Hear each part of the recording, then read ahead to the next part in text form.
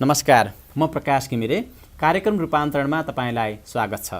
समष्टिगत विकाससँग जोडिएका विशिष्टीकृत विषयवस्तुमा विवेचना, छलफल र विश्लेषण गरिने यो कार्यक्रममा आज हामी स्थानीय निकाय, स्थानीय निर्वाचन र स्थानीय विकासको सन्दर्भलाई जोड्छौँ।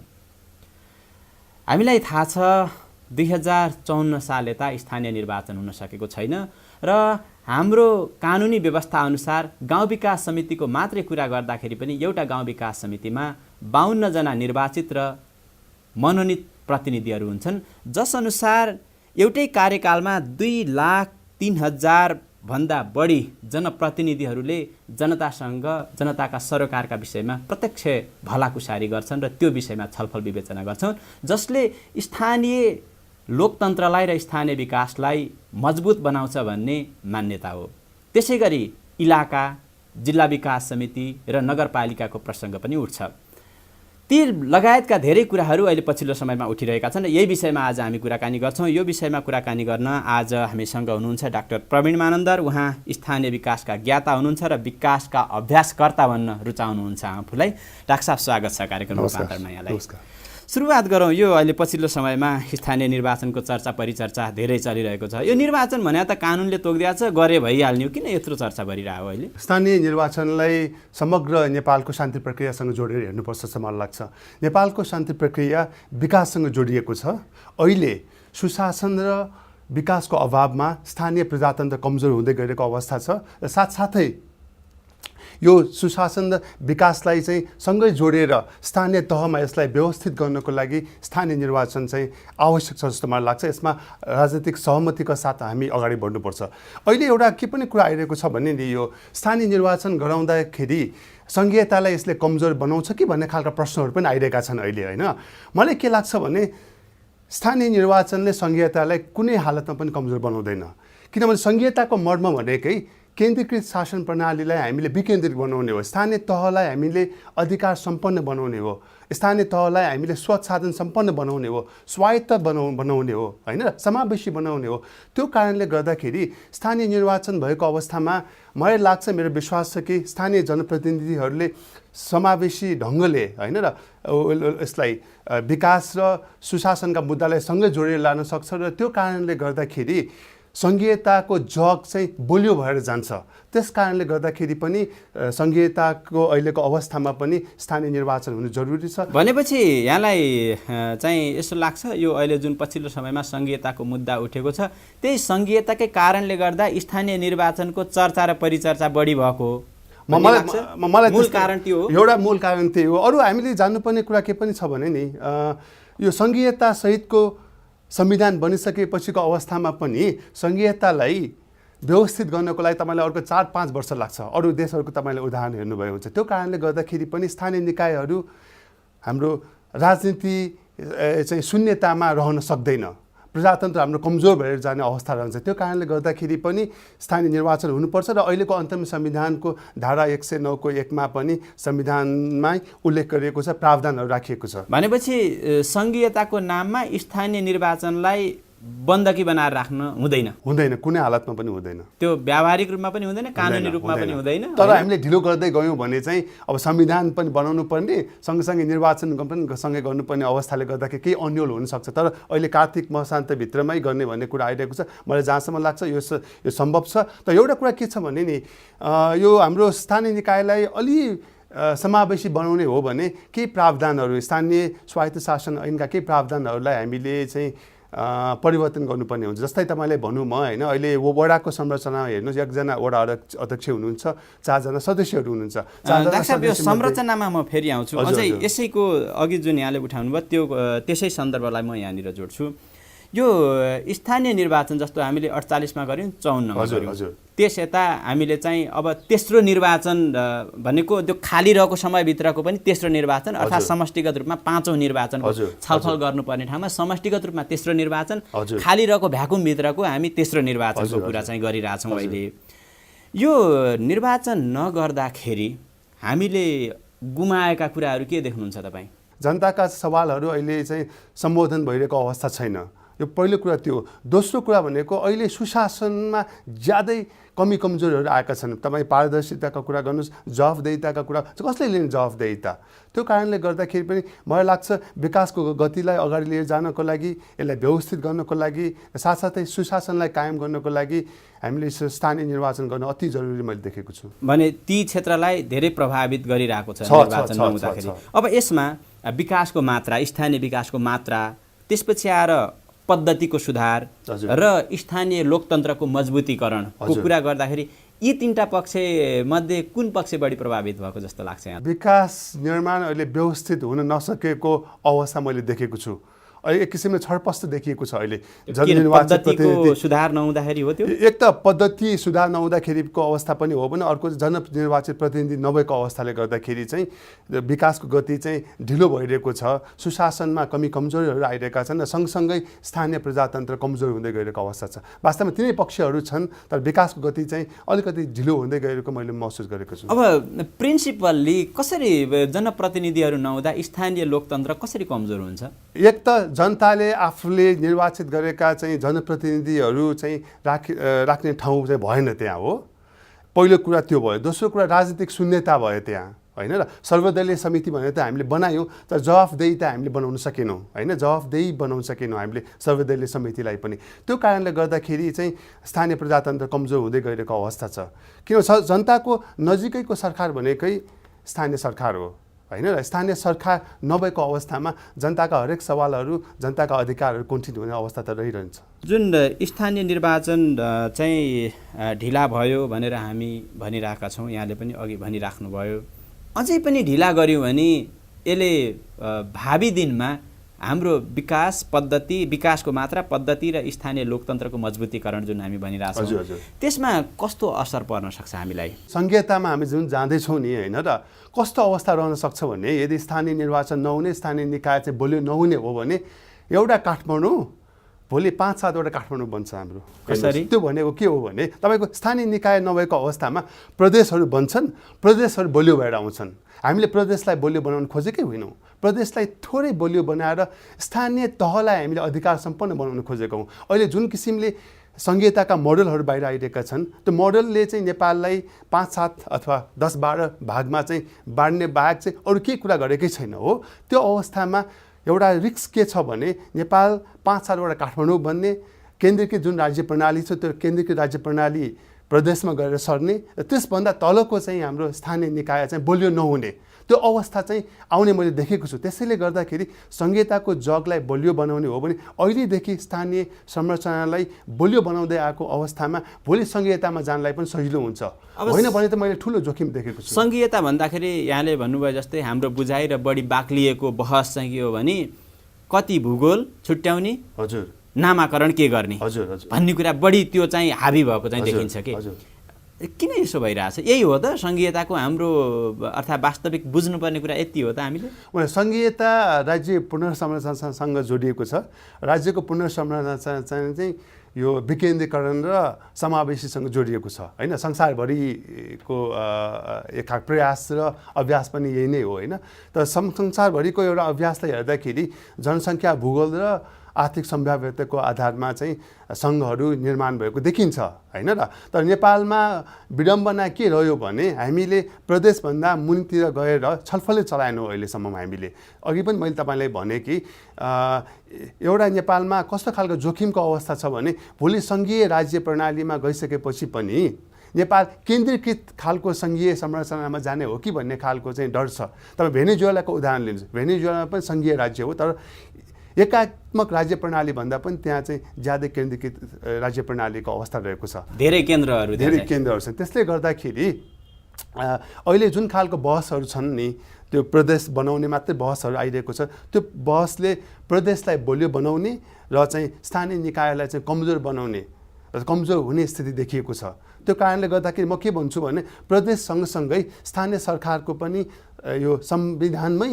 व्यवस्था हुनुपर्छ जस्तो मलाई लाग्छ। र यो बहस र छलफललाई पनि सङ्घीयता सँगसँगै स्थानीय निकायलाई पनि सँगै सँगै लानुपर्छ। त्यसै कारणले गर्दा छुट्याएर लाने विषय होइन यो। होइन होइन, त्यसै कारणले गर्दा अहिले हामीले सङ्घीयताको बहस सँगसँगै स्थानीय निर्वाचन गरेर स्थानीय निकायलाई बलियो बनाएको अवस्थामा त्यो बहस पनि बलियो भएर आउँछ जस्तो मलाई लाग्छ। अब हामी स्थानीय निकायको कुरा गरौँ। हाम्रा मेजर 3वटा थिमहरू छन् आज स्थानीयसँग सम्बन्धित। त्योमध्ये अब स्थानीय निकायमा म आउँछु। हाम्रो जुन स्थानीय निकायको संरचना छ नि, सबैभन्दा तल वडा भयो, गाउँ विकास समिति, नगरपालिका, इलाका र जिल्ला विकास भनेर भन्छौँ। तपाईँ कहिलेकाहीँ टिका टिप्पणी गर्नुहुन्छ, जिल्ला विकास समितिको बढी कुरा गर्नुहुन्छ। जिल्ला विकास समितिको कार्यशैली एउटा स्थानीय विकास मन्त्रालय, सङ्घीय मामिला तथा स्थानीय विकास मन्त्रालयको लाइन एजेन्सीको रूपमा यसले काम गर्ने होइन भनेर भन्नुहुन्छ तपाईँले। किन यो भन्ने गर्नुहुन्छ तपाईँ? जिल्ला विकास समितिले खानेपानीको धारा बनाउने, सिँचाइको कुलो बनाउने, विद्यालयको कोठा बनाउने, सडकको लागि ट्र्याक खोल्दै जाने त्यो काम गर्ने नै होइन, कार्यान्वयन गर्ने निकाय नै होइन यो। यो निकायले त जिल्लामा भएका सम्पूर्ण स्थानीय सरकारी गैर सरकारी संस्थाहरूसँग समन्वय गरेर तिनीहरूको चाहिँ जिल्लाको चाहिँ भनौँ न एउटा विकासको जुन खाका हुन्छन्, विकासका कार्ययोजनाहरू हुन्छ, सबैलाई समाहित गरेर तिनीहरूको समीक्षा गर्ने हो, तिनीहरूको चाहिँ कार्ययोजना लिएर जिल्लाको एउटा कार्ययोजना बनाउने हो, तिनीहरूको अनुगमन गर्ने हो, समीक्षा गर्ने हो। समग्र जिल्ला विकासको चाहिँ एउटा चाहिँ अभिभावकको एउटा भूमिका खेल्नुपर्ने एउटा संस्थाले एउटा खानेपानी बनाउने, एउटा सिँचाइ बनाउने, ती कामहरू गर्नको लागि त अरू नै लाइन एजेन्सीहरू प्रशस्त छन् नि। त्यस कारणले गर्दाखेरि जिल्ला विकास समिति एउटा लाइन एजेन्सीको रूपमा खुम्चिएको छ। त्यो संविधानको अहिले हाम्रो स्वायत्त शासन ऐनको मर्म अनुरूप छैन। त्यसैले जिल्ला विकास समिति चाहिँ त्यो होइन कि कार्यान्वयन गर्ने निकाय हो भने कार्यान्वयन गराउने निकायको रूपमा विकसित हुनुपर्छ। जिल्ला विकास समितिले जिल्ला विकास समितिको कार्ययोजना बनाउनु होइन, समग्र जिल्लाको कार्ययोजना बनाएर अगाडि बढ्नुपर्छ जस्तो मलाई लाग्छ। तर त्यो केही प्रयासहरू अभ्यासहरू भए जस्तो त देखिन्छ। आवधिक योजनाहरू बनाउने, जिल्लाको जिल्ला विकास योजनाहरू बनाउने केही प्रयासहरू त भएको देखिन्छ। त्यसलाई कसरी लिनुहुन्छ? आवधिक योजनाहरू बनेका छन्। आवधिक योजनाहरू प्राय सबै योजनाहरूमा जिल्लाका आवधिक योजनाहरू बनेका छन्। तर त्यो आवधिक योजना अनुरूप जिल्लाका कार्ययोजनाहरू बनेका छन्। सबै लाइन एजेन्सीका आफ्ना योजनाहरू हुन्छन्, त्यस्तै जिल्ला विकास समितिको पनि आफ्नै खालको योजना हुन्छ। त्यो योजना अनुसार उसले खानेपानी बनाउने, सडक बनाउने काम गर्छ। त्यो कारणले गर्दाखेरि जिल्ला विकास समितिले एउटा चाहिँ जिल्लाको एउटा अभिभावकको रूपको भूमिका खेलेर सबै खालका चाहिँ सरकारी गैर सरकारी संस्थाहरूलाई समन्वय गरेर तिनीहरूलाई चाहिँ एउटा चाहिँ मार्गनिर्देशन गरेर अगाडि बढ्नुपर्ने देखिन्छ। त्यसको निम्ति जिल्ला विकास समितिलाई विकास निर्माणको लागि अनुदान दिनु हुँदैन। जिल्ला विकास समितिले कार्यान्वयन गर्ने होइन, उसले कार्यान्वयन गराउने हो, समीक्षा गर्ने हो, अनुगमन गर्ने हो। त्यसअनुसार चाहिँ जिल्ला विकास समिति अगाडि बढ्नुपर्छ जस्तो मलाई लाग्छ। त्यो काम गर्नको लागि यसको जुन आबद्धता छ नि, संस्थागत आबद्धता भनेको टपमा सङ्घीय मामिला तथा स्थानीय विकास मन्त्रालय, त्योबाट छुट्याएरै राख्नुपर्छ भन्ने यहाँको भनाइ हो। छुट्याएर राख्नु जरुरी छैन, तर जुन किसिमको हाम्रो कार्यशैलीमा मात्रै परिवर्तन गर्नु पर्यो। स्थानीय स्वायत्त शासन ऐनमा प्रशस्त मार्ग निर्देशन गरिएको छ कि जिल्ला विकास समितिले समग्र जिल्लाको कार्ययोजना बनाएर समीक्षा गरेर अनुगमन गरेर अगाडि जाने हो भन्ने कुरा त्यो प्रशस्त रूपमा चाहिँ ती हाम्रो कानुनमा पनि कुराहरू छन्, नियमावलीमा पनि कुरा छन्, हाम्रो पद्धतिमा हामीले सुधार गरेर मात्र अगाडि बढ्नुपर्ने हुन्छ। तर किन यो भइरह्यो होला त? यहाँले भन्नुभयो जस्तै बाटो बनाउने अर्थात् कल्भर्ट बनाउने, कुलो बनाउने, त्यसमा चाहिँ जिल्ला विकास समिति पुग्नै पर्ने, अनि त्यसको चाहिँ कार्य सम्पादन र मापन चाहिँ कहाँनिर भने कति स्कुल बनाए, कति बाटो बनाए, त्यसको आधार मापन हुने र थप अनुदान दिने। त्यो किन भइरहेछ हामी कहाँ यस्तो? 2055 सालमा हो के अरे, यो जुन बेलामा आफ्नो गाउँ आफै बनाऊ भन्ने एउटा सोच तयार भए, त्यसपछि जिल्ला गाउँ नगरलाई चाहिँ अनुदान दिने, पुँजीगत अनुदान दिने चाहिँ एउटा व्यवस्था सुरु भयो। त्यो बेलादेखि नै 2051 सालमा होला, 51 सालमा, हजुर त्यो बेलादेखि नै एक किसिमले जिल्ला विकास समितिले पनि अरू लाइन एजेन्सी सर विकास निर्माण चाहिँ कार्यान्वयन गर्दै जानुपर्छ भन्ने खालको अवधारणाहरू तयार भएर आयो हो। त्यो गलत हो, त्यसलाई हामीले सुधार गरेर जानुपर्छ। अब तपाईँको त्यही हो भने तपाईँकोसँग पुँजीगत अनुदान छ भने तपाईँ काम गर्न चाहनुहुन्छ, ठेक्कापट्टाका कुराहरू हुन्छन् त्यहाँ होइन, भागभण्डाका कुराहरू हुन्छन् जुन चाहिँ अब लाइन एजेन्सीले गर्न चाहन्छन् होइन। तर जिल्ला विकास समितिको चाहिँ काम गर्ने जिम्मेवारी त्यो होइन। यदि त्यो हो भने त अरू खालको लाइसेन्सीको हामीले जरुरतै परेन नि होइन र कसले चाहिँ अनुगमन गर्ने कसले समीक्षा गर्ने जिल्ला विकासको जस्तै नगरपालिका र गाउँ विकास समितिको कार्यशैली र प्रवृत्तिमा पनि केही संरचनागत परिवर्तनमा गर्नुपर्छ भन्ने लाग्छ यहाँलाई? गाउँ विकास र नगरपालिकाको सन्दर्भमा तिनीहरूले जहाँ चाहिँ विकास निर्माण पुग्न सकेको छैन होइन र लक्षित खालको कार्यक्रमहरू उसले गर्न सक्छ। जीविसले गर्न पाउँदैन तर गाविस र नगरपालिकाले गर्न सक्छ र गर्नुपर्छ जस्तो मलाई लाग्छ। तर गाउँ विकास समितिको कुरा गर्ने हो भने अहिलेको गाउँ विकास समितिको संरचना भनेको 18 वर्ष अगाडि जुन बेलामा पुँजीगत अनुदान सुरु भयो त्यो बेलाकै संरचनामा हामी काम गरिरहेको छौँ। त्यो बेलामा 3 लाख रुपियाँबाट सुरु भएको चाहिँ अनुदान अहिले 10औं गुणामा वृद्धि भइसक्दाखेरि पनि संरचना उही खालको छ हाम्रो। त्यो गाउँ विकास समितिको अहिलेको संरचना भनेको प्रशासनिक र पञ्जीका अधिकारीको काम गर्नको लागि बनाइएको संरचना हो। यसले विकास निर्माणलाई प्रभावकारी ढङ्गले गर्नै सक्दैन। एकजना सचिव हुनुहुन्छ, एकजना सचिव 2-3वटा गाविस हेर्नुपर्ने अवस्था छ होइन र त्यो अवस्थामा तपाईँले 30औं लाख 40औं लाख तपाईँले खर्च गर्न दिएर कसरी विकास निर्माण सम्भव हुन्छ? सक्दैन। त्यसैले गर्दाखेरि गाउँ विकास समितिको संरचनामा परिवर्तन हुनुपर्छ। कस्तो हुनुपर्छ भन्ने लाग्छ यहाँलाई? मलाई लाग्छ गाउँ विकास समितिमा भोलि त अब अध्यक्ष र कार्य समिति त्यहाँ आउँछन् नै, पछि गाउँ विकास समितिको सचिव चाहिँ अधिकृत स्तरको हुनुपर्छ। गाउँ विकास समितिमा लेखापाल रहनुपर्छ, त्यहाँ त्यो पनि अधिकृत स्तरको रहनुपर्छ। त्यस्तै प्राविधिकहरू रहनुपर्छ। त्यो अवस्थामा गाउँ विकास समितिले पनि एउटा समन्वय ढङ्गले चाहिँ काम गर्न सक्छ। यहाँले उठाउनु भएकै कुरामा करप्सनको मात्रा बढ्यो भनेर आइरहेछ नि स्थानीय निकायमा। हजुर यो पनि एउटा कारण हो। तपाईँले भने जस्तै करप्सन होइन र भ्रष्टाचार पनि बढेको छ। अहिले ट्रान्सपारेन्सी इन्टरनेसनलको अहिलेको जुन चाहिँ इन्डेक्स छ, पर्सेप्सन इन्डेक्समा पनि नेपाललाई भ्रष्ट मुलुकहरूको सूचीमा राखिएको छ।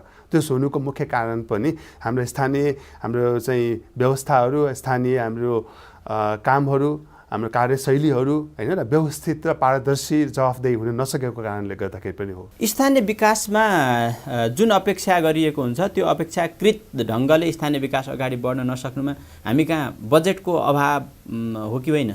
बजेट पर्याप्त छ हामीसँग काम गर्नको लागि हो भने, इमान्दारीका साथ काम गर्ने हो भने। एक त बजेट समयमा तल नपुग्ने, तल गइसकेपछि बजेट चाहिँ समयमा खर्च नहुने र खर्च भएको बजेट पनि एउटा वित्तीय अनुशासनमा पालना गरेर खर्च नहुने, यी यावत समस्याहरू छन् हामी कहाँ। हामी खर्च गर्न सकिरहेकै छैनौँ। अहिले तपाईँ हेर्नुहोस्, अहिले हाम्रो तेस्रो चौमासिकमा हामी जाँदैछौँ। अहिलेसम्म खर्च भएको कति छ? मेरो 30% पनि सरकारी बजेट खर्च भइसकेको छैन। तपाईँ हेर्नुहोस्, आर्थिक वर्षको मसान्तसम्ममा 40% भन्दा बजेट बढी खर्च हुँदैन। यो त बजेट खर्च नहुनु भनेको त फेरि विकासको माग छैन भन्ने अर्थ त होइन।